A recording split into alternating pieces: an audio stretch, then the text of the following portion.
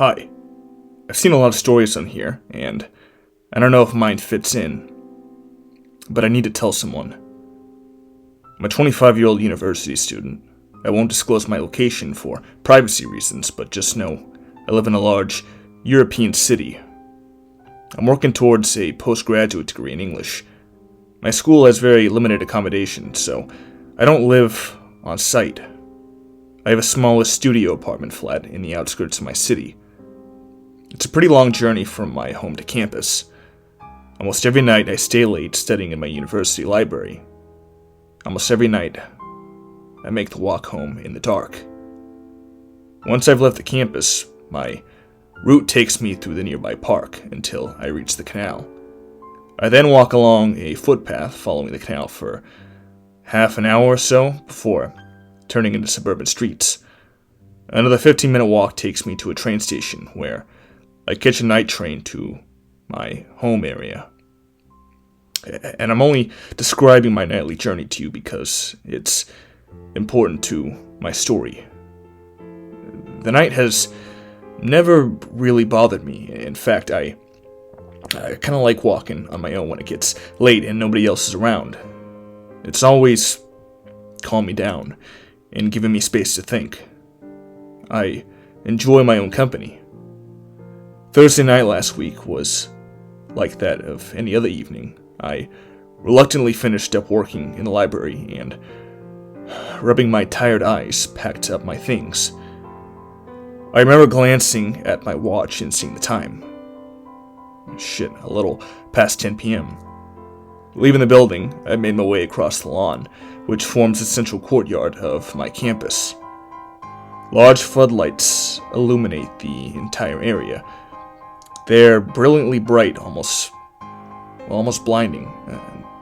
Reaching the main gates of the university, I turned, following a small road, enclosed with trees. The university is situated next to a park. At this time of year, it's actually a lovely stretch of green during the day. However, it would be almost untraversable at night if not for the streetlights which line the paths. That's how dark it grows here past twilight. On either side of me, as I walked, there was simply a thick wall of blackness with only the path ahead of me lit up. Every time I walk through the park, I always have the same uncomfortable thought.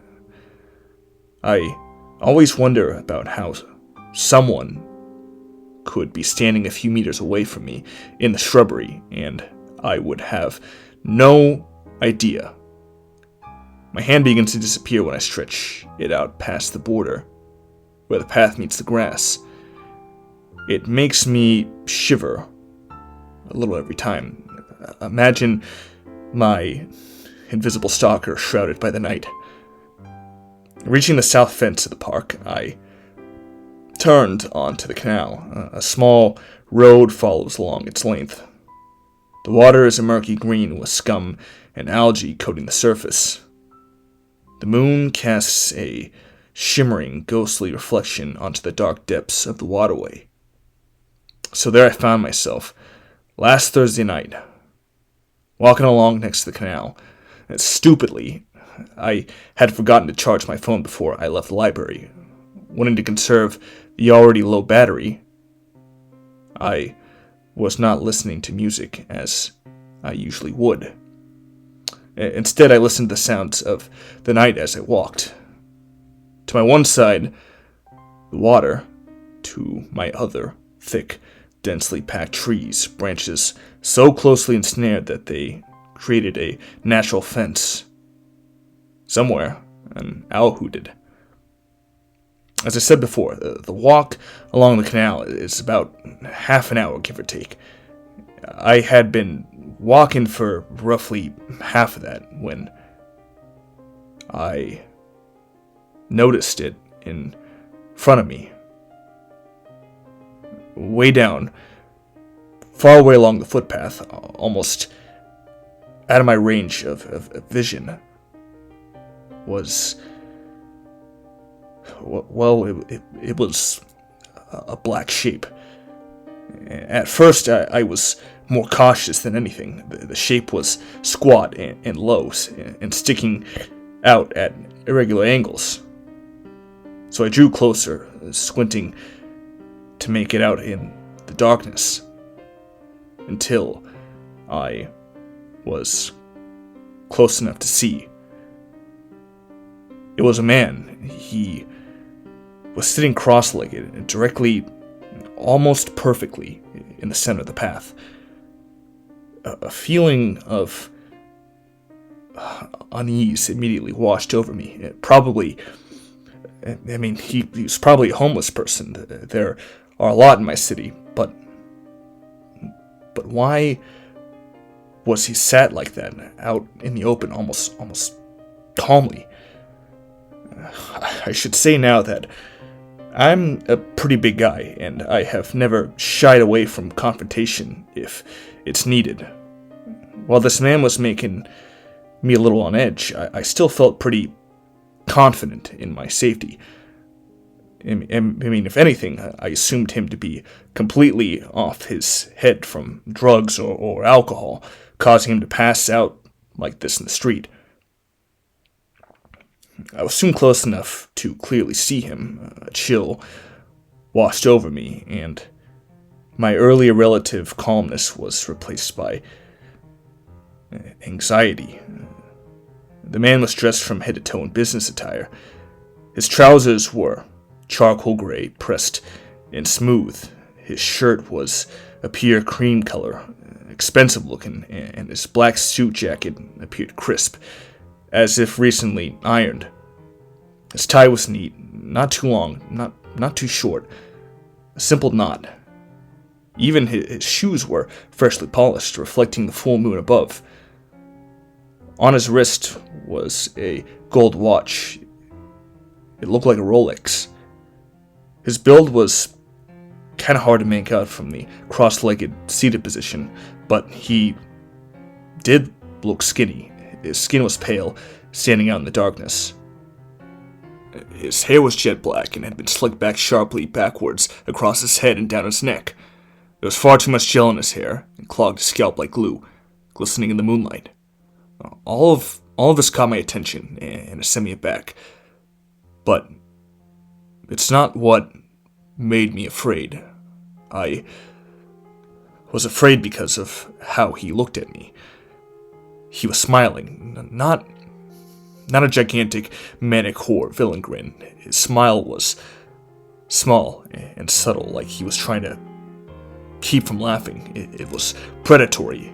In the slight gap between his lips, his teeth winked at me. His eyes were locked with mine. His gaze was impossible to break away from, and I trembled under it. He had hungry eyes, cold and cunning. He stared at me like a crocodile stares at its next meal. As I drew upon him, I slowed down, my mind racing. Should I stop? Say something? Ignore him? I went with the last option, trying to avoid looking at the strange, eerie figure.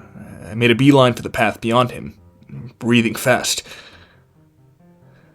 As I moved past him, I felt those reptilian eyes track me, never blinking. I stole a glance down at him. He licked his lips. I found myself even more tormented by nerves once I was a little away from him. I forced myself not to look back, terrified of feeling breath on the back of my neck or hand on my shoulder. There are always weird people around at night, I thought to myself, desperately trying to calm down. You'll laugh about this in the morning. I tried to inject myself with some macho tough guy courage. Rationally, the guy didn't look that big. I could probably take him if he tried anything, but then I thought back at those eyes and that smile, and I wasn't so sure now. After what felt like an eternity up ahead, I saw the dim lights of houses. I would be at the train station in no time, and then I could forget all about the sinister suited man. Feeling relief wash over me at the prospect of safety, I turned back, hoping to see the man gone. I gasped in horror. He was standing now, revealing his true, imposing height, 6'5" at least. His mouth was agape, jaw hanging slack and loose, chin almost against his neck. His gullet formed a black as dark as the icy waters of the canal beside us, or the starless sky above. As I stood rooted to the spot, a strange noise came up out of his throat, echoing through the night. A low groan, guttural and croaking, like a floorboard creaking, or nails on a black board. It was shockingly loud, sounding as if he was tearing his larynx apart just to produce such a natural moan.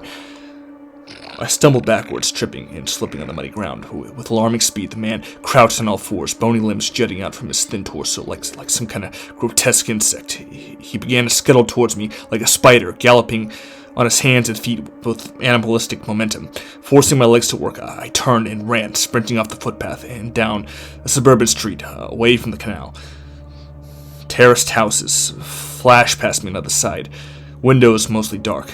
Looking back, I should have called for help. I should have stopped and knocked on one of the doors and screamed for sanctuary, but in the moment, all I could think about was the thing behind me. I could still hear that creaking groan ringing in my ears. I raced into the next street and then turned into a third. Ahead, I could see the station. It was small at best of times and completely deserted at this hour. Even the staff, a single station supervisor and a ticket inspector, would have gone home by now.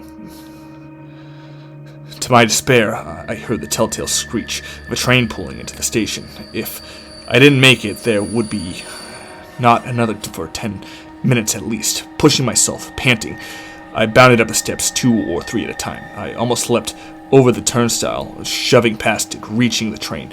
I threw myself onto it. Not allowing myself to rest, I immediately pressed myself to the window, willing the doors to close and the train to move. At the same time, I scanned the street below the railway bridge, watching in terror for a bony, scuttling figure, but I saw nothing. I collapsed onto a seat as the doors closed and the train pulled away from the platform. My eyes were glued shut, and I fought for air.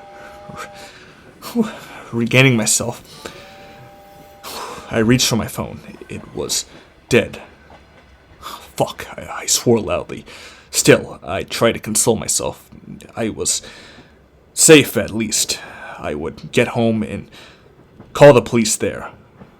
I sat back and tried to relax as best as I could under the circumstances.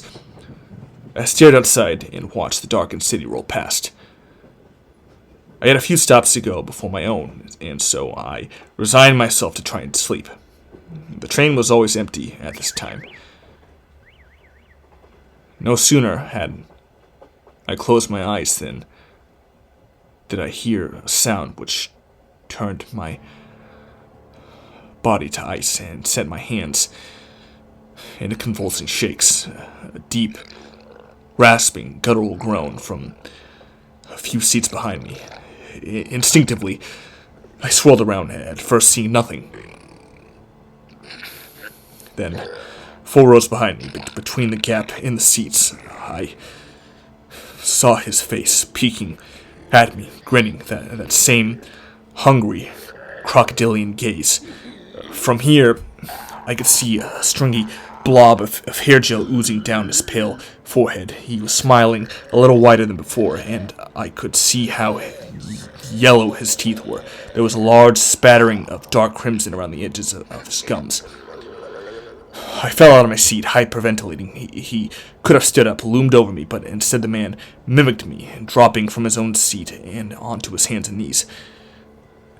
Agonizingly slowly, he began to crawl towards me. His movements were exaggerated, like a child or a circus clown. He made his way through the carriage, still letting out that horrible, sickening, moaning sound.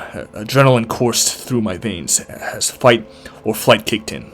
Like I said, I've always been willing to defend myself, but again, something in his eyes told me to run instead. I got to my feet and yanked open the small door, which connected my carriage to the next, and ran through, slamming the door behind me. I raced through this compartment, too, whacking into the seats on the side of me in my haste. I sprinted into the next carriage, and the next. My stomach dropped each time I heard the doors being opened behind me.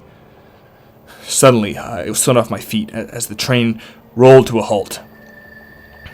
I slid along the floor, slamming into the wall just as the train doors opened. Spotting my last chance at escape, I leapt for the open doors, rolling on to the platform outside and smacking my head on the concrete. I staggered backwards, still gripping my throbbing head. I watched as the train doors slid shut again, and there was no sign of my pursuer. I continued to stare as the train pulled away, fading into the night, leaving me alone in the cold. I frantically scanned to my left and right, either end of the platform, not believing my nightmare was truly over. But there really was no sign of the man anywhere. The night was empty. I realized that I had no idea where I was. This wasn't the right stop.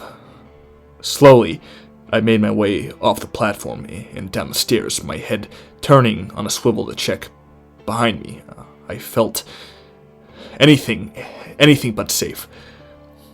I left the station in a daze. My heart felt like it was going to burst through my chest. The sound of it beating filled my mind. Up ahead, I could see the neon lights of an all-night convenience store. I began to increase my pace. I could feel warm blood seeping from my head, and I thought if I tried to run, I might pass out. I seemed to enter the store in slow motion, slipping in and out of the consciousness. I remember the man at the counter looking at me with concern as I fell against a shelf of crisp packets. I asked him if I could use his phone, and he asked me if I was all right.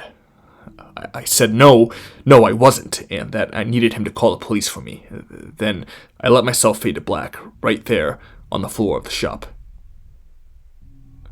The next day was a blur. When the police arrived, they seemed more concerned with getting me to the emergency room than with listening to my garbled story.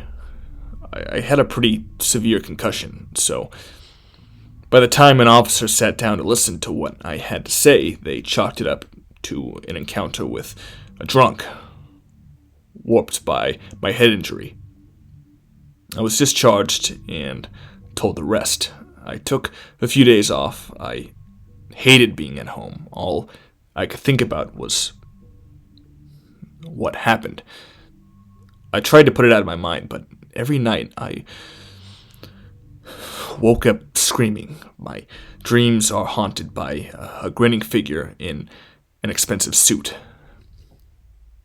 I barely eat. I have to force myself. I find my hands shaking without even realizing, and I have taken to biting my nails until they bleed.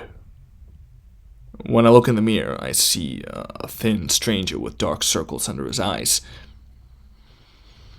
I tried going back to the university, but my anxiety only got worse. I checked behind me every few minutes and around corners. When someone called my name, I would jump. I couldn't focus in lectures, and I kept falling asleep due to my night spent awake, huddled in the corner of my room with the door locked. I decided to write this here, partly as a way to process my experience, and partly because I'm scared and I need someone to know. Yesterday, as I ate my lunch on my own, my cell phone rang. When I answered, I screamed out loud and broke down, sobbing, in the middle of the campus cafeteria.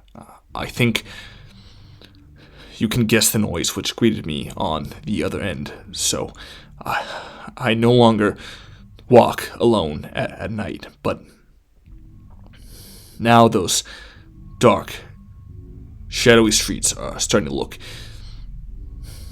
look inviting, because you see, my phone rang 6 more times yesterday. I ignored it, and every one of the calls was made from my own landline phone, which sits beside my bed.